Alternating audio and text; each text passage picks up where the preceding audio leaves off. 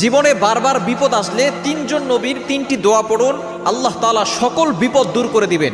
আমরা অনেক সময় কঠিন বিপদে পড়ে যাই, এজন্যই আল্লাহ তাআলা নবীরা যে দোয়াগুলো করেছিলেন বিপদে পড়ে, সেই দোয়াগুলো আল্লাহ তাআলা কোট করে দিয়েছেন। এই দোয়ার আমল যদি আমরাও করতে পারি, আল্লাহ তাআলা আমাদেরকেও সকল বিপদ থেকে হেফাজত করবেন। এক নাম্বার, হযরত ইব্রাহিম আলাইহিস সালাম একটি দোয়া পড়েছিলেন।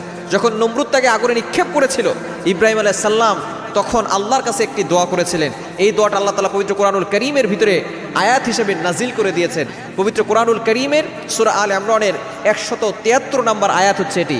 4 নম্বর পারার 11 নম্বর পৃষ্ঠার 15 নম্বর লাইন, সূরা আলে ইমরানের 173 নম্বর আয়াত। হাসবুনাল্লাহু ওয়া নি'মাল ওয়াকিল, হাসবুনাল্লাহু ওয়া নি'মাল ওয়াকিল, হাসবুনাল্লাহু ওয়া নি'মাল ওয়াকিল। এই দোয়াটা আপনি পড়বেন। এর অর্থ হচ্ছে আমার আল্লাহ আমার জন্য যথেষ্ট। ইব্রাহিম আলাইহিস সালাম এই কঠিন বিপদে পড়েছিলেন যে যত বড়ই আগুন হোক না কেন, আমার রব আমার জন্য যথেষ্ট।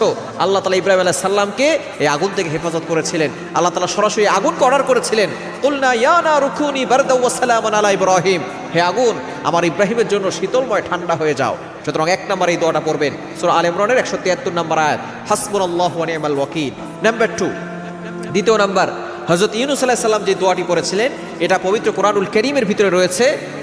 17 নম্বর পারার 8 নম্বর পৃষ্ঠার একেবারে 9-10 নম্বর লাইনের ভিতরে রয়েছে সূরা আম্বিয়ার 87 নম্বর আয়াতের একটি অংশ, লা ইলাহা ইল্লা আনতা সুবহানাকা ইন্নী কুনতু মিনাজ জালিমিন। হযরত ইউনূস আলাইহিস সালাম যখন কঠিন বিপদে পড়লেন, তিনটি অন্ধকারের ভিতরে পড়লেন। এক নাম্বার হচ্ছে রাতের অন্ধকার, দ্বিতীয় নাম্বার পানির নিচের অন্ধকার, তৃতীয় নাম্বার মাছের পেটের ভিতরের অন্ধকার। এই কঠিন অন্ধকারের ভিতরে যখন তিনি পড়লেন, তখন তিনি বুঝলেন এই বিপদ থেকে আমাকে আমার আল্লাহ ছাড়া কেউ বাঁচাতে পারবেন।